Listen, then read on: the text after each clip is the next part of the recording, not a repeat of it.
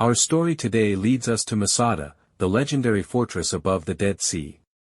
But before we get there, let's first talk about the Dead Sea itself, the heart of this region. To understand this story better, let's begin by digitizing our area of concentration using ArcGIS Pro. We'll map out the Dead Sea and then highlight Masada, which rises like a fortress on its western shore. The Dead Sea is one of the most extraordinary places on Earth. Globe showing Europe-Africa.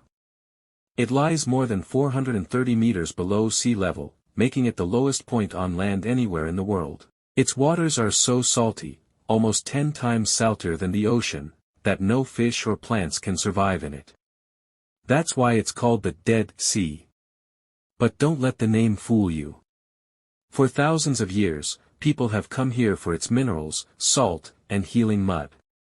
Even the ancient Egyptians used materials from the Dead Sea for medicine and mummification. Today, it is not just a natural wonder, but also a place surrounded by history, archaeology, and mystery. Now that we have mapped out the Dead Sea, let's shift our focus to one of the most dramatic sites on its western shore, Masada. This towering fortress is not only a marvel of ancient engineering but also the stage for one of history's most powerful last stands. Masada was first built around 31 BCE by King Herod the Great. Perched high on a flat mountain, with cliffs dropping steeply on all sides, it was designed as a palace, and as a refuge in case of danger. Herod spared no expense. He stocked Masada with massive storerooms of food, enormous water cisterns cut into the rock to collect rare desert rain, and even luxurious bathhouses. From the top, you could look across the Dead Sea and see the desert stretching endlessly in every direction. For decades, Masada stood silent, waiting for its moment in history. That moment came a century later. In 66 CE, a great revolt broke out in Judea against Roman rule. At first, Jewish rebels had victories, but Rome was far too powerful. By 70 CE, Jerusalem fell. The Second Temple was destroyed, and the revolt seemed crushed. But not all surrendered.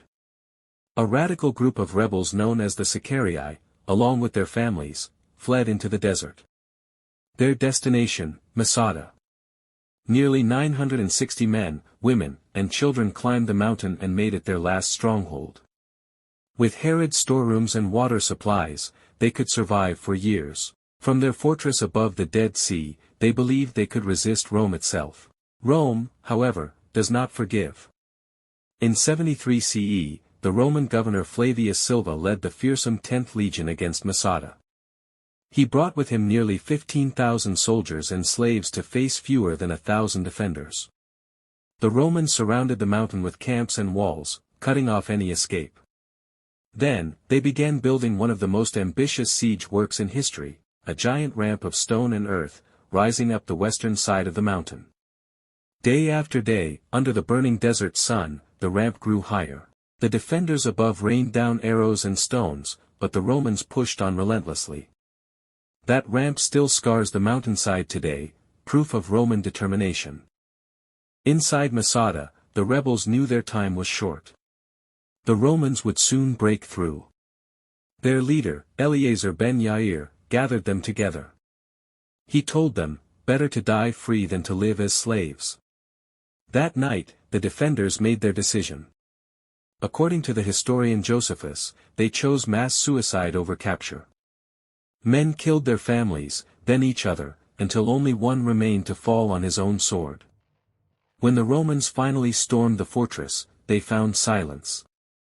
Nearly 960 people were dead. Only 2 women and 5 children, who had hidden in caves, survived to tell the tale. Masada became a legend. To the Romans, it showed their unstoppable power.